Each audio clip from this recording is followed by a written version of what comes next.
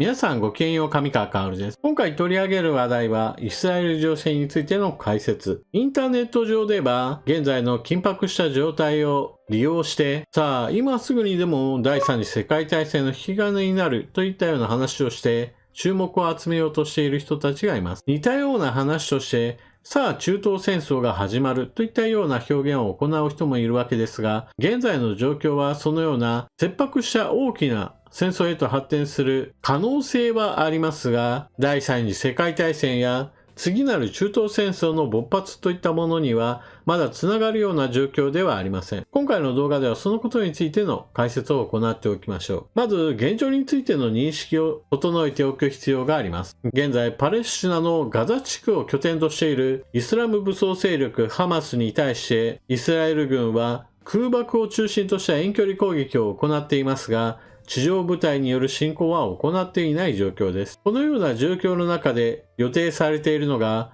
バイデン大統領のイスラエル訪問です。バイデン大統領がイスラエルを訪れる理由というのは、イスラエルに対する連帯を示すことと同時に注文をつけることです。アメリカにおいては、ユダヤ人による政治的な影響力は、どの政権においても非常に強いものがあり、それが継続して行われてきました。例えばアメリカからイスラエルに対しては、毎年のように軍事支援のお金が常に確保された状態で、最新の兵器についてもアメリカとイスラエルとの関係は非常に密接です。アメリカが最新兵器を開発したよ、売りますよと言った時に、イスラエルは優先して購入する、そのような立場にあります。そうした非常に密接な関係というのは、歴史的にも明らかなわけですが、今回バイデン大統領がイスラエルに行くことによってこの関係性というものをもっとはっきりと諸外国に知らしめる意味合いがあります。なぜそのようなことをするかといえば、イスラエルを牽制する国があるからです。それがイランです。イスラム武装勢力ハマスに対して長年にわたって軍事支援を行ってきたその勢力、大元はイランで、イラン製の武器の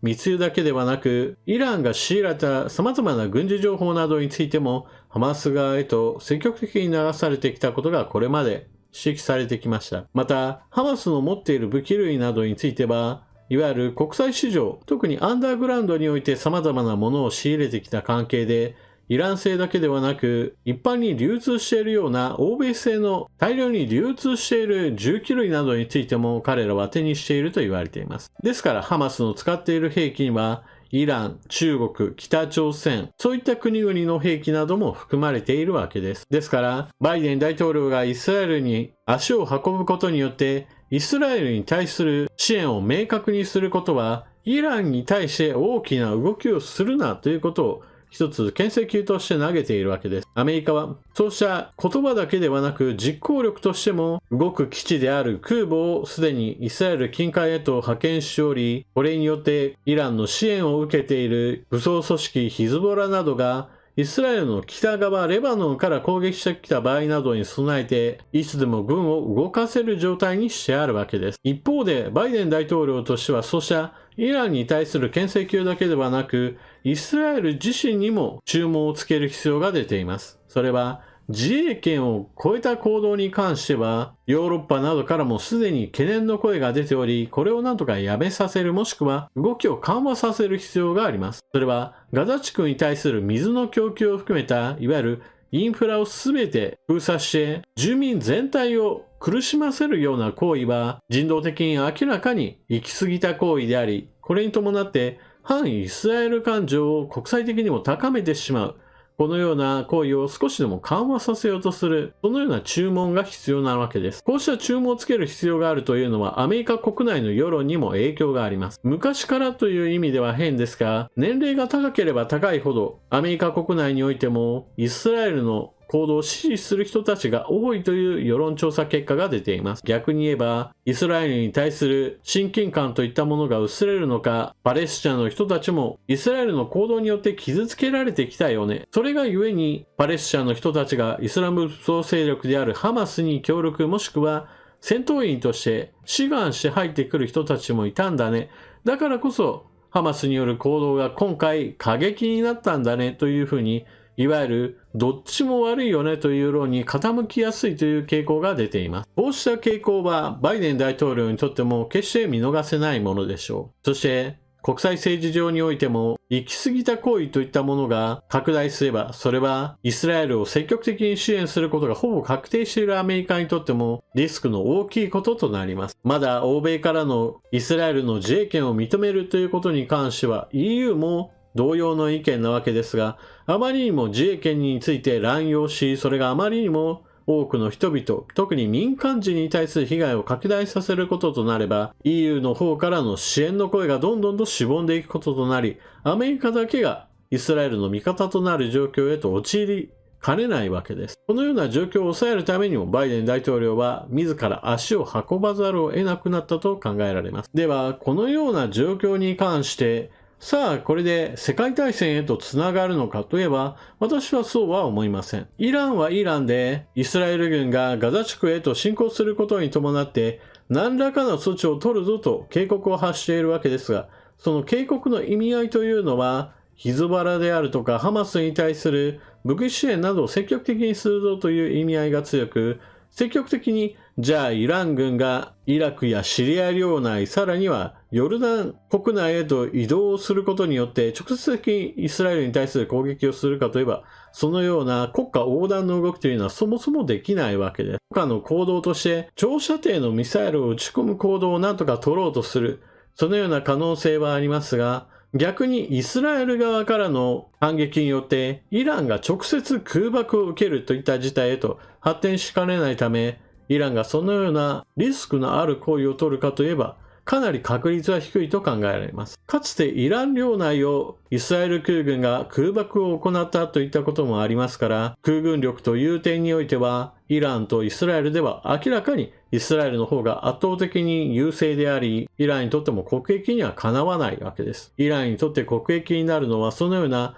直接対決ではなく、手足となるような下部組織を動かすことによってイスラエルに対する攻撃を行うことです。ですから現実的なラインとしてはヒズボラによる本格的な攻勢といったものが考えられるわけです。しかしこれをもってしてもヒズボラは決して国家的な意味において大きな勢力ではありません。武装勢力という意味合いにおいては戦闘員が4万人から5万人という規模は非常に大きいわけですが、じゃあだからといって国家のように継続的な大規模な戦争を行い続けることができるかといえばそういったわけではありません。長期戦に突入した場合、イスラエルはもちろん経済的には大きな打撃を受けるわけですが、結果的に長い戦いになればなるほど、その戦闘能力の継続性にはヒズボラの方が弱くなってしまいます。また、こうした戦いの末にイラン側の勢力としてロシアや中国が参戦することによって第3次世界大戦へと発展するんだという意見も、これもまた話を大きく盛りすぎで、実際にそのような展開になることはほとんど考えられません。特にイラン側に中国がついて参戦するんだという意見は、YouTube 上でそのような主張をする人もいるわけですが、これは全く見当違いだと私は考えています。例えば今回のハマスに対する外交の動きとしても、中国はパレスチナとイスラエル、二国家共存でもいいんじゃないかというような主張をしています。これはイランやハマスの主張とも全く異なるものです。イランやハマスはどのような主張をしているかといえば、そもそもイスラエルという国家を国家として承認せず、そのような二国家承認、共存共栄みたいな話というのは、そもそも根底から否定しているのです。ここ最近の動きとして、ハマスはそのようなイスラエルの国家もしくはユダヤ人を今の力一掃すればいいといった考えについては少し是正したのではないかと言われているわけですが、それがあくまでもイスラエルに対して自分たちの動きは少しテロ行為から遠ざかっていて、あなたたちに対する敵意も少し下がったんですよというポーズを取ることによって少しイスラエルの目をくらませるためだったのではないかとすら言われています。そのような、ある程度自分たちが牙を収めたかのような偽装をすることによって、今回ハマスによる大規模な越境攻撃をする伏線になったとさえ言われているわけです。また、今回の戦いに関して大きな利益を得るのは確かにロシアですが、これはロシアが積極的にハマスを支援したからというよりも、今の状況に便乗する形でロシアが活動しているのであって、ハマスの大元の支援先はロシアではないという点についてはご注意ください。ロシアはあくまでも現在のウクライナとの戦争において、ウクライナの最大支援国であるアメリカが支援先が2つに分かれるというだけでも、自分たちに対して使われる兵器類、弾薬類などが減少する。それに伴ってウクライナの戦場において自分たちが戦いやすくなる。この状況をもっと継続させよう。もしくはイスラエルに対する支援を増額させ、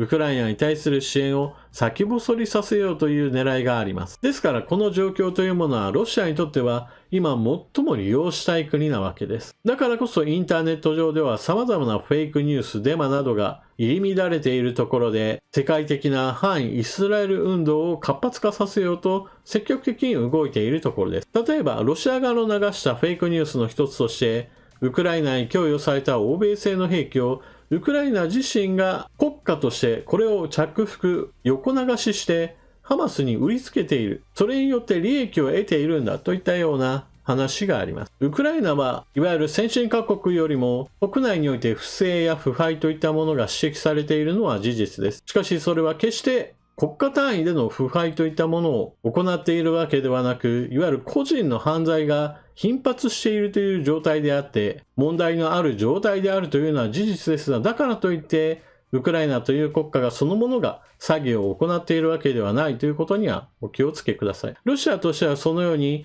ウクライナに対する支援は全てが無駄になる、全てが悪用されてしまうというストーリーをより広げることによって、それを信じた人たちが各国の支援を鈍らせる、そのような世論を作り出すことを期待しているわけです。そして、中東戦争になる、世界大戦になるといったような煽りを入れる人たちというのも、実際のところそう思っているからではなく、そのように言った方が受けるからといった面で話している人が多いと考えるべきでしょう。もちろん最悪のものが全て積み重なった上で、中東各国がイスラエルに対して国家の軍隊を投入するといった可能性も一応ゼロではないわけですが、じゃあそれが 100% なのかといえば、当然のようにゼロに近い方のパーセンテージの方であり、決して中東戦争が必ず勃発するわけでもなければ、そこからさらに確率のゼロに近い方の話として世界大戦へと進むわけでもないわけです。例えば、ヒズボラがイスラエルに対して攻撃する可能性が高いといった話をしたとしても、決して国家としてじゃあイスラエルと戦争しようと考えているわけではありません。同じような話として、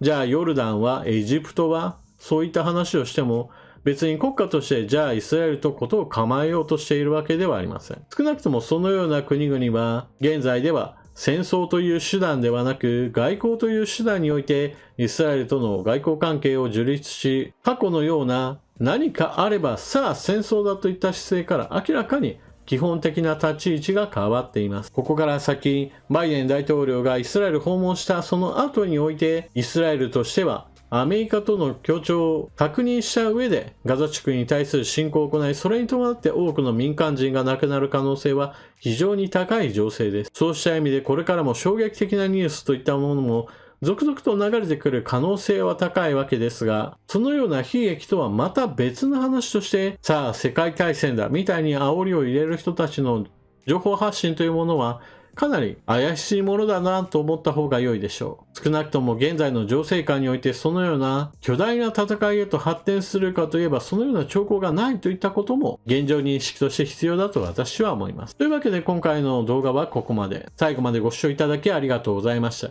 インターネット上にはとにかく物事を過激に言えば言うほど多くの人たちから注目を集めてファンを得る人たちがいます。しかしそれはあくまでも一つのエンターテインメントだと思って情報源としての正確性については疑問符がついているということをお忘れなく。それではまた次の動画でお目にかかりましょう。またね。